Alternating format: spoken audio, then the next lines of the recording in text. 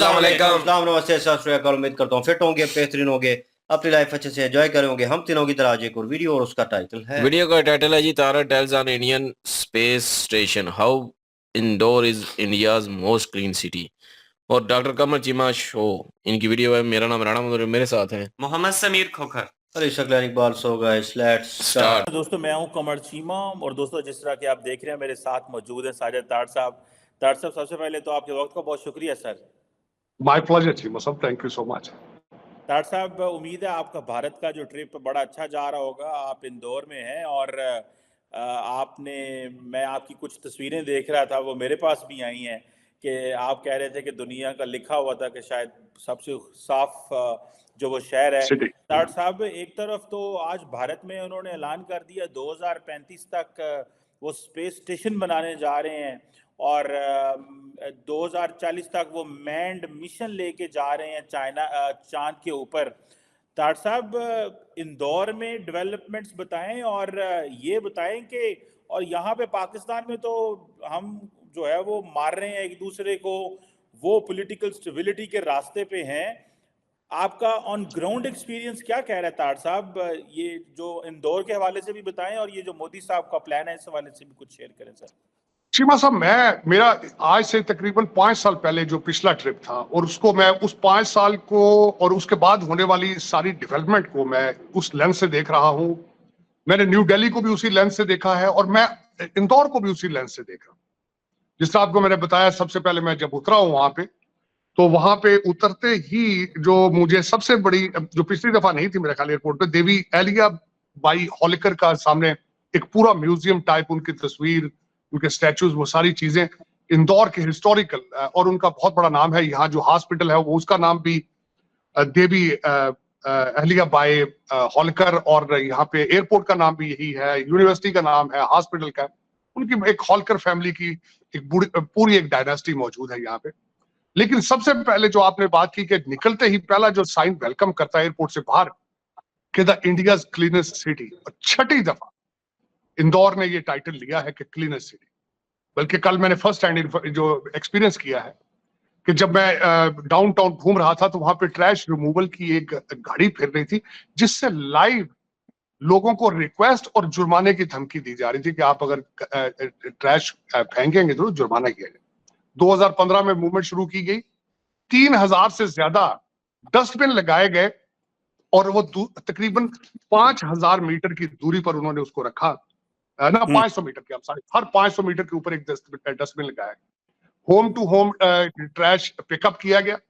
जो अचीवमेंट उन्होंने की है कि उन्होंने वेट और ड्राई ट्रैश को अलग अलग किया उसको, और उसके बाद तो सबसे ज्यादा वेस्ट, उन्होंने एक वेस्ट डिस्पोजेबल अपनी उसकी वेस्ट मैनेजमेंट को उन्होंने इनकम के तौर पे इस्तेमाल किया। और मैं आई वाज शॉक्ड, जो मैंने दोस्तों से पूछा, 2020 के अंदर उन्होंने तकरीबन 14 करोड़ 15 करोड़ के करीब IMS जो इनकी यहाँ पे मैनेजमेंट है, उन्होंने उससे वेस्ट मैनेजमेंट से पैसे बनाए, वेस्ट, और उसका 8.5 करोड़ कार्बन क्रेडिट से पैसे बनाए। तो नॉट ओनली ये दुनिया के लिए एक मॉडल है कि आप किस, यहाँ पे मैं एक और यहाँ पे ऐड करना चाहूंगा, साउथ कोरिया इस वक्त पहला कंट्री है जो फूड मैनेजमेंट को कंट्रोल कर रहा है। घरों से जो आप फूड प्रेप करते हैं, फ्रूट काटते हैं, उनके छिलके, खाने के छिलके, सब्जियों के छिलके, उनको जब आप डिस्पोज करते हैं तो गवर्नमेंट उसको कलेक्ट करके उसको उसकी प्रोडक्ट्स बना रही है आगे, और इससे वेस्ट, जो फूड वेस्टेज है वो कंट्रोल हो रही है। तो मैं एक तो ये देखा मैंने कि यहाँ पे ट्रैश को किस तरीके से उन्होंने एक इनकम का सिलसिला बना के एक क्लीनेस्ट सिटी। लेकिन यहाँ पे ये जरूर मैं बताना चाहूंगा, गवर्नमेंट तो एक पॉलिसी बनाती है, गवर्नमेंट ने सिर्फ 3000 डस्टबिन बनाए हैं, उसको इस्तेमाल तो लोगों ने करना है। आपने पूरी कौम को ट्रेन करना होता है। कौम जब तक आपके साथ मिलके इस मूवमेंट में शरीक नहीं होती तो वो मूवमेंट कामयाब नहीं होती। एक तो ये मैं एक सबसे, फिर उसके बाद जब मैं एयरपोर्ट से बाहर निकला हूं चीमा साहब, तो मैंने देखा है कि एयरपोर्ट से लेकर इसके अंदरून शहर तक एक मेट्रो का बहुत बड़ा हमंकस मीलों पे फैला प्रोजेक्ट चल रहा है। मेरे जो होस्ट हैं भाटिया फैमिली है यहाँ पे, डिस्ताई फैमिली है यहाँ पे, और यहाँ पे मेरे जो दोस्त हैं सारे, और सलूजा फैमिलीज हैं। मैं उनके बैकग्राउंड में बताता हूँ आपको। जब मैंने अपने होस्ट उनसे मैं खासकर डेवलपमेंट के हवाले से बातें की तो उन्होंने कहा ये प्रोजेक्ट सिर्फ इंदौर के अंदर नहीं चल रहा, यूपी के अंदर तकरीबन 4 से 6 नए एयरपोर्ट बन रहे हैं और ये हर स्टेट के अंदर ऐसा हो रहा है। अमृतसर के एयरपोर्ट में हैरान हूं, मैं जयपुर के एयरपोर्ट देख चुका हूं। इंडिगो इस वक्त दुनिया की पहली एयरलाइन है जो सबसे ज्यादा तैयारे इस साल खरीद रही। दूसरा, मैंने जब इस पे मजीद देख रहा था, मेरे लिए शॉकिंग चीजें, मैं यहाँ पे नंबर सामने आ रहे हैं मेरे, कि टाटा कंपनी 365 बिलियन डॉलर की कंपनी है, जबकि मेरे वतन अजीज का टोटल साल का बजट ही 341 बिलियन है। तो एक कंपनी का बजट जो है वो मेरे वतन अजीज से ज्यादा है, लेकिन हम नफरतों में फिर भी अभी वहीं के वहीं हैं। हम लर्न नहीं करना चाहते, हम जंग करना चाहते हैं। ये फिलॉसफी चेंज करनी होगी, सोच बदलने की, सोच बदलो, पाकिस्तान बदलो। जिस तरह मैंने उसके साथ अगले दिन भी बात की है कि 1990s में भारत के पास सिर्फ 2 हफ्ते का के प्रोजेक्ट चीजें परचेज करने की रकम मौजूद थी। ये कल की बात नहीं है, नरसिम्हा राव और उसके बाद हमारे मनमोहन सिंह साहब के दौर की बात है। लेकिन आज देखें, आज के इतने 1990 से और आज के इंडिया, आज के भारत में क्या फर्क नजर आ रहा है। ये सोचना होगा कि हम कहाँ जा रहे हैं, हमारी डेस्टिनेशन क्या है। हमें जंगों से निकल के आईटी, इंफॉर्मेशन टेक्नोलॉजी पे जाना होगा। हमें सीखना होगा कि दुनिया तरक्की किस तरह कर रही है। हमें गैरिजन स्टेट से निकलकर एक्सपोर्ट स्टेट बनना होगा। हमें गैरिजन स्टेट से निकल के बच्चों को मैथ और इंग्लिश पढ़ाना होगा, वरना गुजारा नहीं है। आपने आज की जिस तरह एक मिसाल आप दे रहे थे भी कि किसी खातून के लिबास के ऊपर सिर्फ हलवा लिखा हुआ था, जिसका मतलब है खूबसूरत या मीठा होना, खूबसूरत। तो आपने किसी एक मेरा पाकिस्तानी वतन अजीज का भाई पिस्तल लेके वहां पहुंच के कहता मैंने अभी इसको गोली मारनी। ये किस मजहब में आपको इसकी चीज की इजाजत है कि किसी को मार के, किसी जानवर को भी मार के आप खुदा को खुश करने का आपका प्लान है? ये किस तरह पॉसिबल है? अब मैं ये समझता हूं कि अगर दुनिया के किसी मजहब में भी अगर ये चीजें चल रही हैं, you need to understand that religion. आप उसकी फिलॉसफी को समझ नहीं पा रहे हैं। और ये जो जिस तरीके से हो रहा है, और जो खास कर ये रेडिकलाइजेशन का जो आइडिया इटसेल्फ है, इट इज हर्टिंग 1.9 बिलियन मुसलमान। आप ना सिर्फ पाकिस्तान में 1.9 बिलियन मुसलमान हैं। उनकी स्टोरियां इस वक्त मशहूर हैं। मैं एक आज सुबह मुझे पता चला है अलजायर के अंदर जो एक नई दुनिया की सबसे बड़ी मस्जिद बनाने की कोशिश की जा रही है, जिसका ठेका चाइना के पास है, और उसके बनाने के अंदर करप्शन है कि उसके नजर आ रहे हैं। कहते हैं अफ्रीका के सबसे बड़े मीनार होंगे, अफ्रीका की सबसे बड़ी मस्जिद होगी। जब वो मस्जिद को मैंने उसकी देखा, साथ ही मुझे इलामा इकबाल का शेर नजर आ गया कि मस्जिद तो बना दी पल भर में ईमान की हरारत वालों ने, मन अपना पुराना पापी है, बरसों में नमाजी बन न सका। मनों के अंदर चोर है, मन हमारे काले हैं। मस्जिदें बना के हम समझते हैं कि शायद हम खुदा की खुशनुदी ले लेंगे। तुम किस तरीके से खातून को कहते हो कि हलवा उसके लिखा था लिबास पे, उसको मार के जन्नत के टिकट लेने की कोशिश कर रहे हो? ये किस तरह की फिलॉसफी है चीमा साहब? ये हमें कहां लेके जाएगी? हाँ, ये जरूर मुझे याद आया है कि ये बाग किसने लगाया था। एक जनरल ज़ियाउल हक है, मैं उनके बारे में, उन्होंने डॉलर लेने के लिए उन्होंने ये इसकी पनीरी लगाई थी जिहाद की। उसके बाद हमारे मौलाना रिजवी साहब थे, वो बार बार चैलेंज दुनिया को करते थे, ए आया जे गौरी, ए आया जे गौरी, वो कहते गए। फिर हमारे मुर्शिद पाक आए हैं, दुख के साथ ये कहूंगा, उन्होंने जिस बंदे का नाम एज ए वजीर आजम प्रपोज किया है, उस बंदे ने स्टेटमेंट दी है कि हमारे इस इलेक्शन में पीटीआई के बक्सों के अंदर फरिश्तों ने वोट डाले। उमर अयूब साहब, जिनका नाम भी एन से शुरू होता है, उन्होंने कहा है कि हम पीटीआई को फरिश्तों ने वोट दिए 21st सेंचुरी के अंदर। तो आप देखें। और दूसरा, आपने मुझे कहा है कि मोदी साहब ने 2035 में स्पेस स्टेशन, जो पहले हम कई दफा डिस्कस कर चुके हैं, उसका उन्होंने बुनियाद रख दी है। यहां पे ये बताना जरूरी होगा, मैं जिस मुल्क में बैठा हूं 109 स्पेस स्टार्टअप्स की बुनियाद है यहाँ, और प्राइवेट सेक्टर है, प्राइवेट सेक्टर। मैं अल्गोरिथम जिस तरह मैं शायद प्रोनाउंस, जिसकी बेस पे आज हर चीज हो रही है। आप फोन के पास बैठ के किसी चीज का नाम लेते हैं, 10 मिनट के बाद आपके फोन के ऊपर उसकी ऐड आ जाती है। आप उन सारी चीजों को छोड़ के उस तरफ मूव होने से आज आप ये बिलीव करते हैं कि पीटीआई के बक्सों में फरिश्तों ने वोट डाल दिए, और वो फॉरेन ग्रेजुएट है। उमर अयूब साहब जॉर्ज वाशिंगटन यूनिवर्सिटी से 2 डिग्रियां लेकर आए हैं बिजनेस एडमिनिस्ट्रेशन, लेकिन मुर्शद पाक को पसंद नहीं है। वो कहते हैं नहीं, आपको मुल्क चलाएगी पिंकी पीरनी और जिन जात, यहां जिनों से आप एटॉमिक पावर को चलाएंगे। और खुदा दा नाजिस मुल्क ते तरस करो यार, तरस करो। 250 मिलियन लोगों पे तरस करो यार। दुनिया जिस डायरेक्शन पे जा रही है, आप जा रहे हो उनको लेके गजा की जंग की तरफ लेके जा रहे हो। अब ये दौर नहीं है।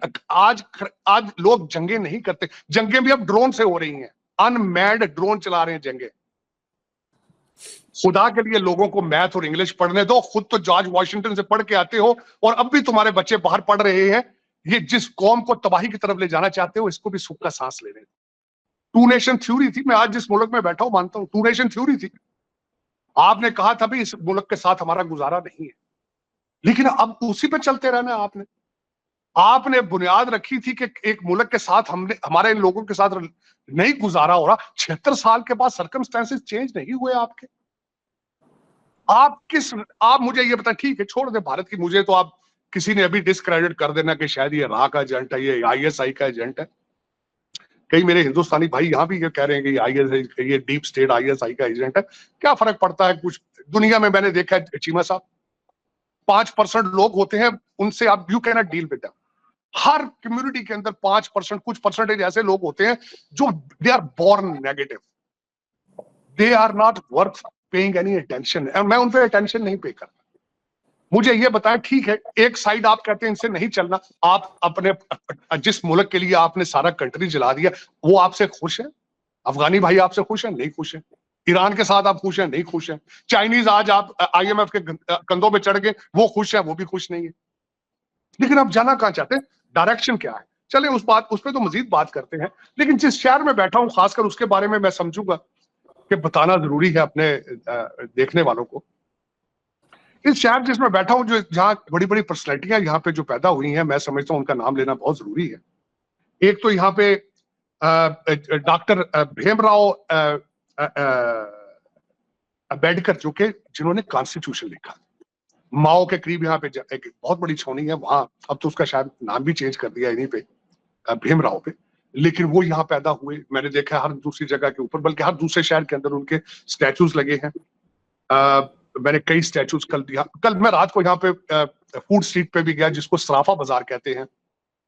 वहां गया, दिन में वहां पे ज्वेलरी की दुकानें होती हैं, लेकिन शाम को वहां पे फूड शॉप थी। तो मैं वहां जब गया तो एक्सपीरियंस की फूड, वहां पे मैंने चाय पी, वो जिस तरह पाकिस्तान में वो तंदूर के अंदर वो चाय बना के देते हैं। Was very nice experience. मटका चाय कहते हैं, मटका चाय, वो उसको मैंने कल ट्राई किया वहां पे।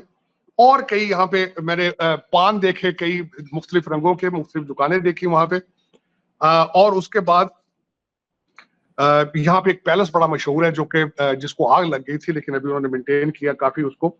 और दूसरा, जिस शहर में बैठा उसका नाम इसका नाम इंदर, राजा इंदर थे उनके नाम पे बना था। इसका नाम पहले इंदरपुर भी रहा है और अंदूर भी था इसका नाम, लेकिन अब इसका नाम 1715 में ये शहर बना था। लेकिन दूसरा मैं जो बताना चाहूंगा, सलमान खान साहब यहाँ पैदा हुए, जो अब बॉलीवुड के बहुत बड़े एक्टर हैं। सलीम खान यहाँ पे पैदा हुए। जानी वाकर एक 19वीं सेंचुरी में बहुत बड़े एक्टर रहे हैं, वो यहाँ पे पैदा हुए। जो मेरे सबसे फेवरेट चीज है वो राहत अंदौरी, जो कि वफात पा चुके हैं, एक लेजेंड। मैं आज भी यूट्यूब पे राहत अंदौरी, उनकी चीजें सुनता हूँ, उनके शेर सुनता हूँ। सच अ ब्यूटीफुल पर्सनैलिटी थी वो। और खासकर यहाँ पे 2 नदियां हैं, सरस्वती और कान्हा नदी, उसके किनारे ये शहर आबाद है। बहुत खूबसूरत है। इसके वेदर, शाम बहुत ठंडी होती है और वेदर को कहा जाता है मालवा वेदर। और लोग इतनी मोहब्बत है और डाइवर्स है। यहाँ पे हमारे मुसलमान कम्युनिटी है, कल बल्कि मैं उसका वहां भी गया हूँ। बल्कि कल मैं एक जगह पे मैंने रुक के छोटे से फोटो शॉट्स भी बनाए, एक ही जगह के ऊपर। बल्कि मैं चीमा साहब आपको भेजूंगा कि अपने देखने वालों से शेयर करें। एक साइड पे मजार है, वहां पे लोग आके, और एक साइड पे मंदिर है। लोग मजार से निकलते हैं, मंदिर चले जाते हैं, मंदिर से निकलते हैं, मजार पे आ जाते हैं। मैं इससे पिछले हफ्ते जब मैं गया, पिछले हफ्ते नहीं बल्कि 3-4 दिन पहले जब मैं न्यू दिल्ली में था, तो मैं शीशगंज गुरुद्वारा साहब गया हूँ, एडजॉइनिंग मस्जिद साथ, एडजॉइनिंग मस्जिद में खड़े हो तो गुरुद्वारा साहब नजर आते हैं, गुरुद्वारा साहब में सामने खड़े हो तो सामने आपको कलमा और आपको गुंबद नजर आ रहे हैं। ये this is what my basic philosophy, religious tolerance. हमें बर्दाश्त का मादा होना चाहिए, एक दूसरे के मजाहिब की इज्जत करनी चाहिए, और उसके बाद एक दूसरे से, मैं समझता हूँ कि एज ए ह्यूमन जब आप पैदा होते हैं, मजहब और नाम आपको बाद में दिया जाता है, आप बहसीते इंसान पैदा हुए हैं, उस रिश्ते का, इंसानियत के रिश्ते का सबसे पहले आपको तकद्दुस होना चाहिए मेरे ख्याल में। This is what I always preach. जो प्यार करने की सलाहियत नहीं रखता वो मुकम्मल इंसान नहीं है, या उसको डॉक्टर की जरूरत है। उसको चाहिए कि डॉक्टर को मिले, या अपनी नींद पूरी करे, या एक्सरसाइज करे, या खाना अच्छा खाए, क्योंकि this is not a normal behaviour to hate each other, और हर वक्त ही ब्लड प्रेशर हाई होना, this is not a normal situation. लेकिन चीमा साहब, इंदौर ये था, मैं आज न्यू दिल्ली वापस जाऊंगा, और उसके बाद मेरा अमृतसर जलंधर जाने का प्रोग्राम है, फिर चंडीगढ़ है, और उसके बाद मेरा वापसी का प्रोग्राम है। लेकिन it was such a wonderful experience coming back, जहां मैंने बताया कि यहाँ पे मेरी 3 फैमिलियां हैं जो मैं जिनको अपनी फैमिली समझता हूँ। एक वो जैनी है, एक डिसाई है, गुजराती है, और एक है सरदार भाटिया साहब हैं, और एक आज अभी जब मैं स्कूट के आया हूँ, जो खूबसूरती उसमें बताना जो सलूजा साहब थे, जिनके पास से आया हूँ, सलूजा साहब थे, लास्ट नेम उनका सरदार है, सिख है, वेरी अकम्प्लिश्ड स्ट्रॉन्ग बिजनेसमैन, लेकिन एंसेस्ट्री फ्रॉम जेलम पाकिस्तान। भाटिया साहब जो मैं जिनको हमेशा कहता हूँ, I respect him like my father, उनका बैकग्राउंड बन्नू से है, पाकिस्तान से। और जब हम बैठते हैं सारे, वो दूसरे बल्कि डिसाई और जैन भी, वो सारे हम बैठते हैं, तो हम तस्वीरों में तस्वीरें खींचते हैं, हम एक दूसरे के रिश्तेदार लगते हैं, हमारा डीएनए सेम नजर आता है, हमारी आंखें, नाक, हमारी सोचें, हमारे खुराक, हमारी हर चीज मिलती है 100.10%। मैं उनको जब उठता हूँ, उनके बच्चों को कहता हूँ, तुम, ज्यादातर को मैं अक्सर कहता हूँ, तुम मेरे छोटे भाई भी हो, मेरे बच्चे भी हो, और मुझे बिल्कुल इस तरह ही प्यार करते हैं जिस तरह बच्चा अपने बाप से प्यार करता है। और मैं जिस तरह पहले हमेशा कहता हूँ चीमा साहब कि I am going to my second, this is my second, बल्कि मेरा फर्स्ट होम तो अब अमेरिका है, Pakistan is a second home as well, लेकिन India is a second home. और कहते हैं होम की डेफिनेशन क्या होती है, where you feel comfortable, where you go there and you are received very well. And Bharat ने मुझे हमेशा ही ऑलवेज रिसीव्ड वेरी वेल। मैं भारत का शुक्रिया, पूरे कंट्री का शुक्रिया अदा करूंगा इतनी मोहब्बत और प्यार का। और वाकई ही जिस तरह मैं हमेशा ये कहता हूं कि पाकिस्तान जाकर देखें, पाकिस्तानी पीपल टू पीपल अपनी मोहब्बत जाके देखें, तो वहां भी उतनी है, इसमें कोई शक नहीं है, लेकिन उतनी ही है या उससे ज्यादा है जो मैं यहाँ फील कर रहा हूँ। इस अनदर रिमार्केबल एक्सपीरियंस। और दूसरा जो मैंने आपको बताया था कि मैं देख रहा हूँ, आई विटनेस कर रहा हूँ कि पिछले 5 साल 10 साल के अंदर भारत किस तरीके से स्पीड के साथ ग्रो कर रहा है। उसकी एक छोटी सी मिसाल ये देना चाहूंगा, क्योंकि मैं हिस्ट्री का स्टूडेंट हूँ, पॉलिटिकल साइंस का स्टूडेंट हूँ। 60s के अंदर जो अमेरिका में हो रहा था कि सड़कों के जाल बिछ रहे थे, एयरपोर्टों के जाल बिछ रहे थे, नई सी पोर्ट्स बनाई जा रही थी, उसके साथ कॉमर्स होती है, ट्रेड होता है, बिल्कुल वही नक्शा मैं यहाँ देख रहा हूँ। मिडिल क्लास जो है उसकी ग्रोथ, उनकी इंग्लिश और मैथ पे ग्रिप, उनकी इंफॉर्मेशन टेक्नोलॉजी पे ग्रिप, और उसके बाद proper leadership, proper team work, और उसके साथ उनका जो ग्रिप इस वक्त आज भी, बल्कि मैं एक इंस्टीट्यूशन से उठ के आ रहा हूँ, बल्कि चीमा साहब मैं वापस आ रहा हूँ यहाँ पे इंडियन इंस्टीट्यूट ऑफ मैनेजमेंट में। आज मुझे कहा गया है to come back for the lecture, which I am planning to come back to Indore for 2 lectures from the US. लेकिन भारत की तरक्की का सबसे बड़ा सीक्रेट, भारत का सबसे बड़ा weapon, guaranteed Indian institute of technology और इंडियन इंस्टीट्यूट ऑफ मैनेजमेंट। ये सिर्फ और सिर्फ भारत की तरक्की का सीक्रेट, ये 2 इंस्टीट्यूशन है जिन्होंने एक इंडस्ट्रियल फाइनेंशियल रेवोल्यूशन लेकर आ गया है, ना सिर्फ भारत के लिए बल्कि पूरी दुनिया के लिए। अब वो डायस्पोरा बन के नहीं जा रहे, टेक्नोक्रेट बन के जा रहे हैं।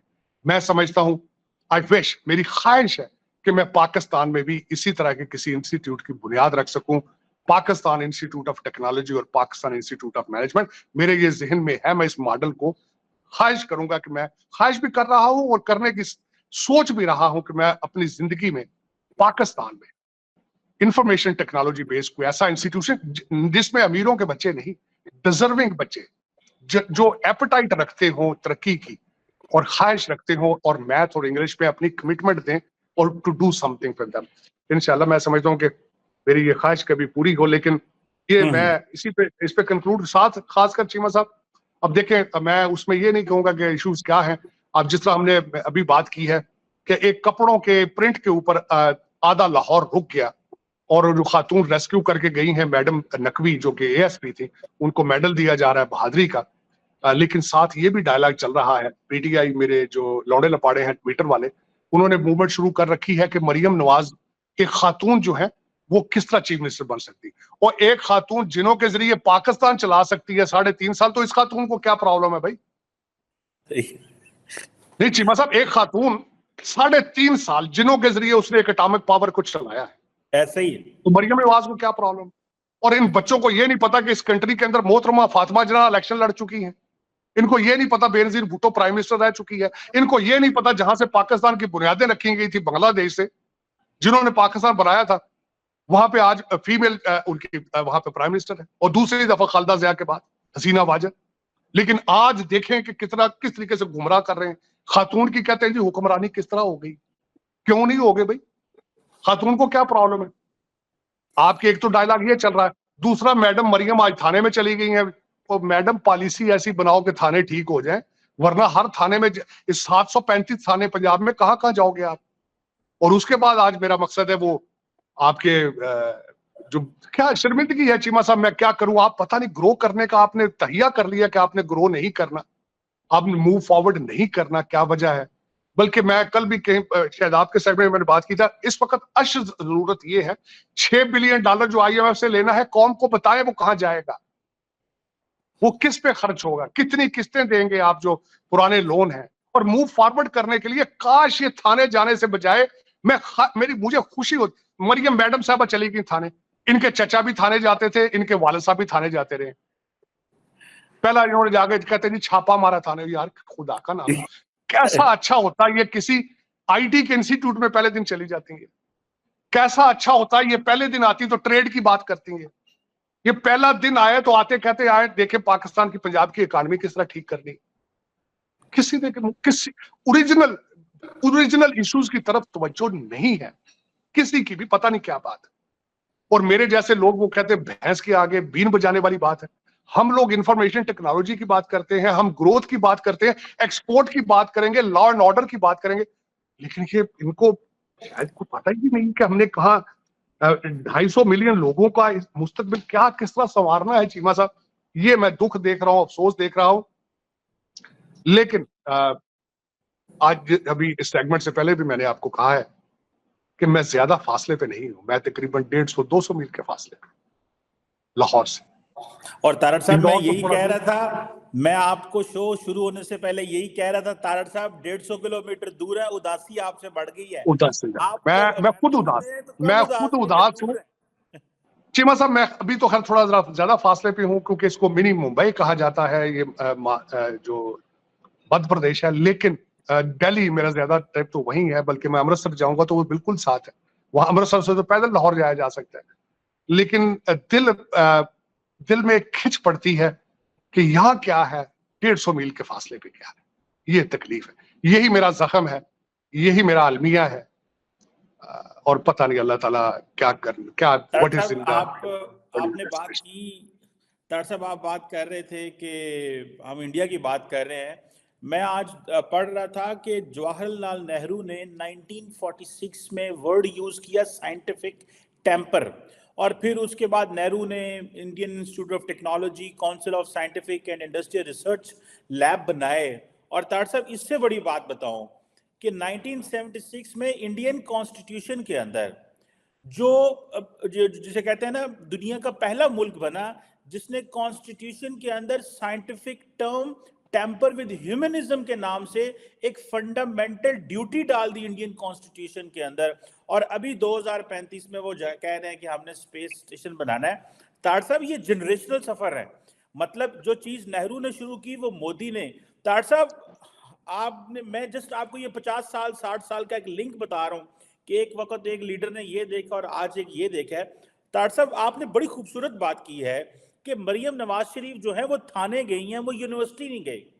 तारड़ साहब लगता है कि शहबाज शरीफ साहब जो हैं वो कोई डायरेक्शन बदल सकते हैं, या कि वो भी थाने शाने जाएंगे क्योंकि वजीर आजम तो उन्होंने बनना है। चीमा साहब नहीं, इनके पास विजन ही नहीं है, इनके पास विल ही मौजूद नहीं, विजन नहीं है, विल नहीं है और कोई प्यार नहीं है। सबके बच्चे तो बाहर है, प्रॉपर्टी तो बाहर है। आप मुझे ये बताएं, आप किसी कंट्री के अंदर ट्रांजिट पे जाएं, शॉर्ट टर्म को किसी प्रोजेक्ट पे जाएं, वहां आप अपना घर बनाएंगे? वहां नहीं बनाएंगे। आप क्यों बनाएंगे?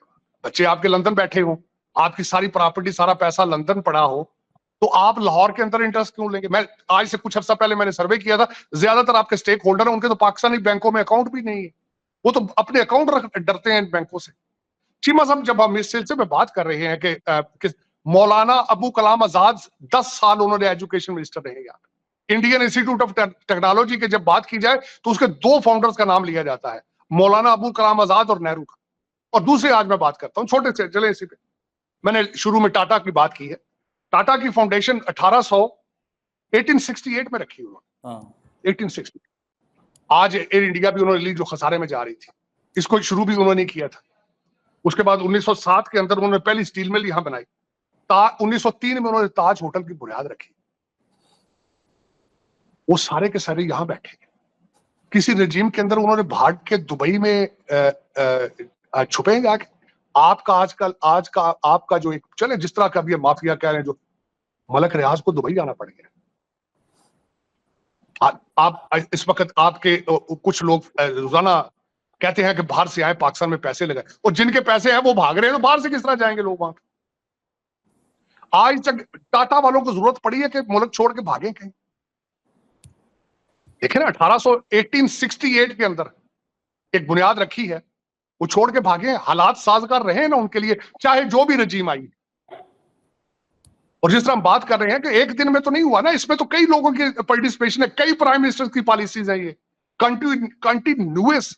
दूसरी एक बात, मैं आज भी किसी जगह उठ रहा था, बैठ रहा था, मैं मुसलसल ये कहता हूं, ठीक है आपकी नफरत है मोदी साहब के लिए, कोई ऐसी बात नहीं है, मैं उनको रिलीजन के लेंस से नहीं देखता, मैं उनको as a political worker, as a leader देखता हूं। अब मैं हमेशा ये कहता हूं कि कभी आज तक वो अपने पॉलिटिकल कैंपेन से बाहर नहीं निकले। छोटी सी मिसाल आपको देता हूं, छोटी सी मिसाल है, मैं देख रहा हूं मुसलसल। मैंने अभी अबू धाबी रुपया कार्ड इस्तेमाल करने की कोशिश की, होता है वहां पे। वो फ्रांस गए हैं, अपने उन्होंने करेंसी प्रमोट की है। यहाँ पे वो उनका फ्रांस का सदर आया, उन्होंने यूपीआई अटैचमेंट की बात की है। जब अमेरिका जाते हैं, डायस्पोरा की बात करते हैं, उनके वीजों की बात करते हैं। जब जाते हैं किसी जगह, किस चीज को प्रमोट करते हैं? कभी देखा है हमारे लीडर पाकिस्तानी रुपए को प्रमोट कर रहे हो? कभी आपने देखा है कि वहां पे स्टूडेंटों के बारे में, उनके मिसाइल के बारे में बात करें? कभी देखा है उन्होंने पाकिस्तानी डायस्पोरा को प्रमोट कर रहे हो उनके लिए? हम यहाँ पे एयरपोर्ट पे उतरते हैं, जिस तरह हमारे कपड़े फाड़े जाते हैं, हमारी प्रॉपर्टियों पे जिस तरह ये कब्जे करते हैं, कभी किसी ने सोचा है ये कि ये ओवरसीज पाकिस्तानी के साथ क्या हो रहा है और हमारी क्वालिटी क्या है, हमें क्या दे के भेजा जा रहा है वहां पे? हम डंकियों पे जाते हैं, पैदल चल के जाते हैं, जलील ख्वार होके जाते हैं, फिर कहते हैं जी आप हमारे एम्बेसडर बन जाए। चीमा साहब नहीं, ये आप मरियम नवाज की बात नहीं है, सोच की बात है। ये सोच है मरियम नवाज का, कोई किसी स्पीच में उसने कहा हो कि मैं ये करूंगी, मेरी ये पॉलिसी है? इनके वालिद साहब की तकरीर के 2 अल्फाज में दोबारा कर, मरी में उन्होंने कहा था I love you, you love me, ये उन्होंने मरी में कहा था नवाज शरीफ साहब। कसूर के जलसे में, आखिरी जलसा था, उन्होंने कहा था आप मेरे नाल हैं, कसूर आप मेरे नाल हैं, मैं आपके नाल हूं, ये उनकी बात। आप सब जवान हैं, मेरी भी सोचें जवान है। इससे आगे अभी तक कोई उन्होंने पॉलिसी रिलेटेड बात किसी ने नहीं की। चीमा साहब ये थोकना पकौड़े ज्यादा देर नहीं तल सकोगे तुसी, साडे पंजाबी च कहंदे थोक च पकौड़े तलना। 76 साल हो गए ना IMF के सिर पे, 24 प्रोग्राम है, 24th प्रोग्राम है आपका IMF का। 8 अरब डॉलर मांग रहे हैं इस दफा, 8 अरब डॉलर। मैंने 6 अरब, चलो 12 अरब रुपया ले ले, क्या फर्क पड़ता है? पहले डॉलर कम आए या कंटेनरों में आते रहे? ये बताएं कितने पाकिस्तान पहुंचेंगे? मैं नहीं कहता 8 छड़ के 80 अरब रुपया मांग ले, पाकिस्तान कितने पहुंचेंगे, लोगों पे कितने लगेंगे? मेरे जैसे बंदे की ये ख्वाहिश है जानने की कि जितना पैसा आ रहा है वो जाएगा कहां? वो लंदन आना है, टोरंटो जाना है, दुबई जाना है, हमारी बला से जितने मर्जी ले लें आप, गुर्दे दे लें, लिखें इनके गुर्दे, वो IMF को लिख के दे देंगे।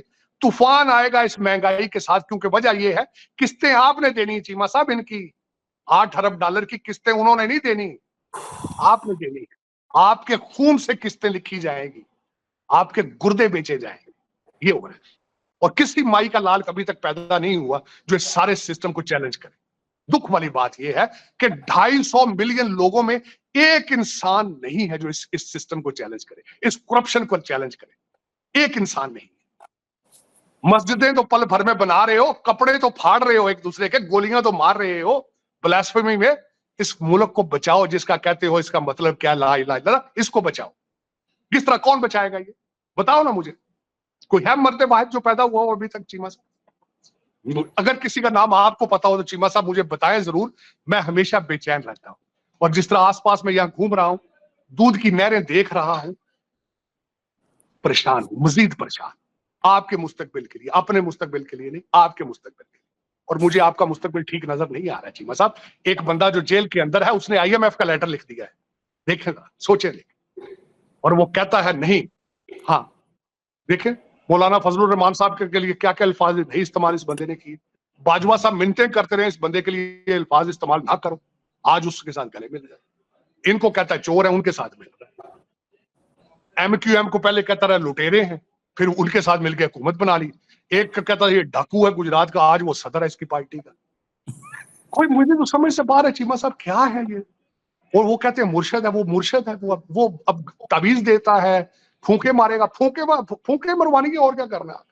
फूंकों से मुल्क नहीं चलते चीमा साहब, सोचने वाली बात है। इन बच्चों को इजाजत दो इंग्लिश और मैथ सीखे, इनको इजाजत दे दो। इनको कहो यार इसके ऊपर कोई फतवा नहीं है, ये काफरों की, ये काफरों की जबानें नहीं है, प्लीज इनको पढ़ लो। प्लीज इनको को इंग्लिश पढ़ाओ, इनको मैथ पढ़ाओ। खुदा मैं तुम्हारी मिन्नतें करता हूं, आगे चलने की कोशिश करो। गाड़ी अगली स्क्रीन को देख के चलाई जाती है, पिछले शीशे से देख के गाड़ी नहीं चलती। पता नहीं फिर किस तरह ये आपके लोग क्या चाहते हैं इस मुल्क के साथ। मैं परेशान, बल्कि आया हूं, पहले भी परेशान रहता था, खैर इसलिए आपके मुस्तकबिल की वजह से, क्योंकि वो कभी TTP मार रही है, कभी कुछ हो रहा है, कभी कुछ हो रहा है, इकानमी के हालात। लेकिन यहां आके देख रहा हूं कि आप वाकई 100 साल पीछे रह चुके हैं, 100 साल पीछे, और आपकी सोच अभी भी तब्दील नहीं है।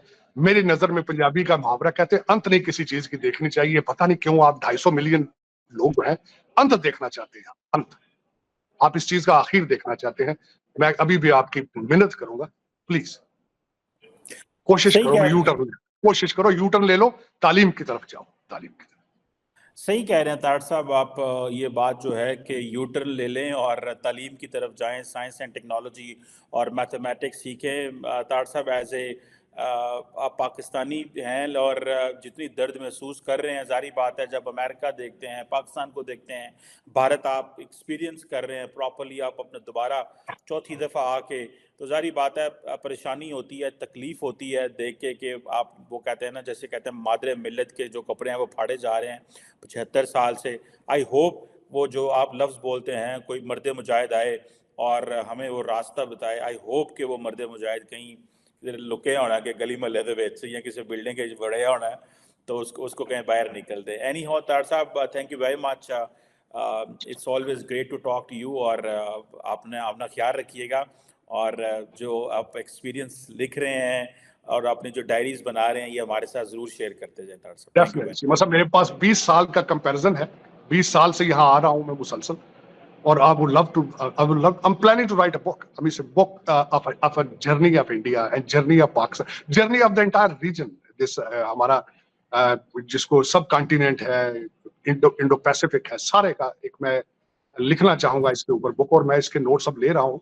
और लेकिन this story need to be shared, how the middle class किस तरह ग्रो करती है तालीम के जरिए, तालीम के जरिए। बिल्कुल सही कह रहे हैं। थैंक यू वेरी मच ताड़ साहब, बहुत शुक्रिया आपके वक्त के साथ। थैंक यू वेरी मच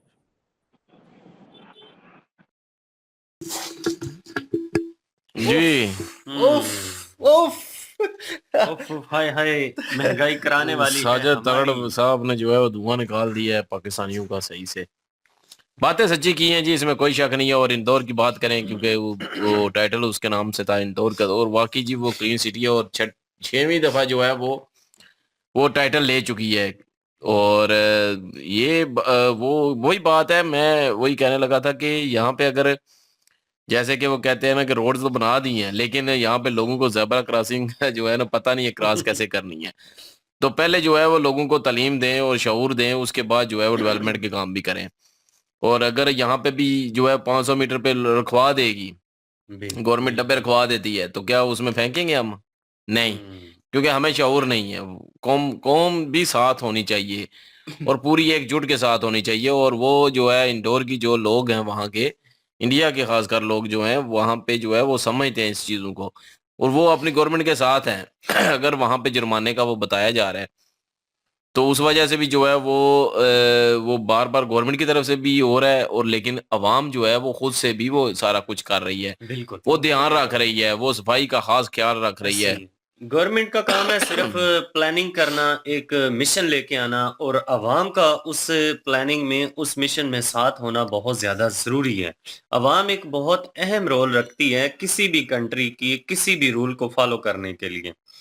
जब एक गवर्नमेंट का काम है कानून बना दिया है, तो उसको फॉलो तो अवाम ने करना है। अवाम एजुकेटेड है, अवाम बाशऊर है, अवाम को कोई ज़रूरत नहीं है कि सज़ाएं भुगतने के बाद वो उस पर प्रैक्टिकल अमल करेंगे, बल्कि अवाम जो इंडियन लोग हैं वो समझदार लोग हैं, वो खुद भी इस चीज़ को मद्देनज़र रखते हैं कि यार ये हमारे देश की रिस्पेक्ट का मामला है, और वो अपने देश की रिस्पेक्ट के मामले में कहीं पर भी कंप्रोमाइज़ नहीं करते।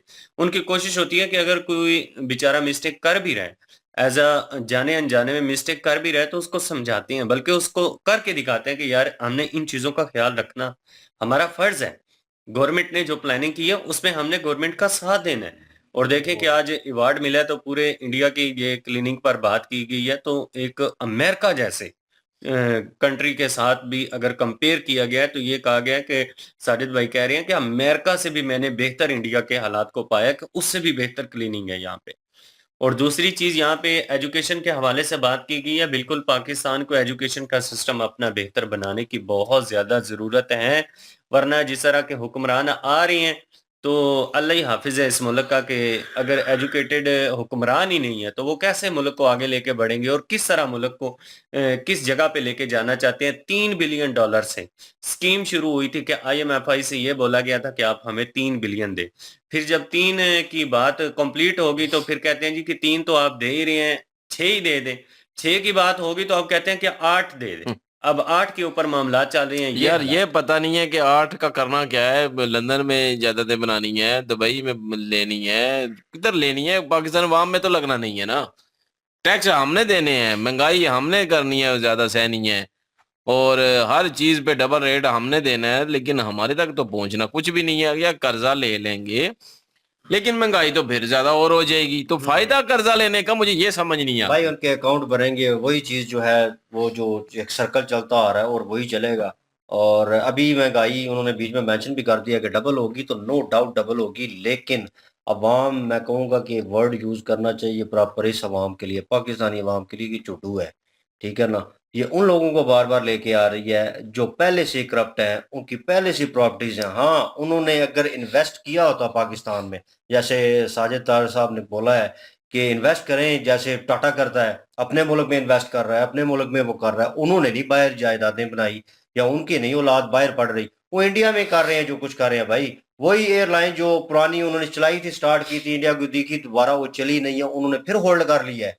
ये होती है एक स्ट्रेटजी, कि मीन्स के उन्होंने उस चीज़ को ख़त्म नहीं किया, लेट डाउन नहीं होने दिया, उन्होंने उस चीज़ को संभाल लिया, और आने वाले वक्त में वो भी देख लेंगे, वो भी ऊपर होगी।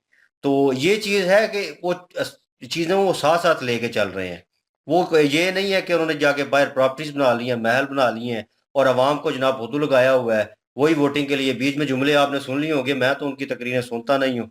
ठीक है, तो बिल्कुल ही इंटरेस्ट नहीं है एज अ पाकिस्तानी। तो वो जो है उन्होंने वो बीच में तार साहब ने बयान कर दिया कि वो जवानी की बातें कर रहे हैं इधर उधर की, मीन्स के फुदू लगाया वो अवाम को, नीचे अवाम जो बैठी है वो और ज्यादा इस किस्म की है, इस माइंड की है, कि उन्हें पता नहीं है कि बात मकसद की करनी है। ठीक है, ये क्या रहा है, हमारे मुस्तकबिल के लिए क्या कर रहे हैं, कोई ऐसी बात उन्होंने की नहीं है। बस वो लोलो पोपो करके, नारे लगवा कर, ठीक है, बिरयानी खिलाकर, बस उसके बाद जनाब फारग।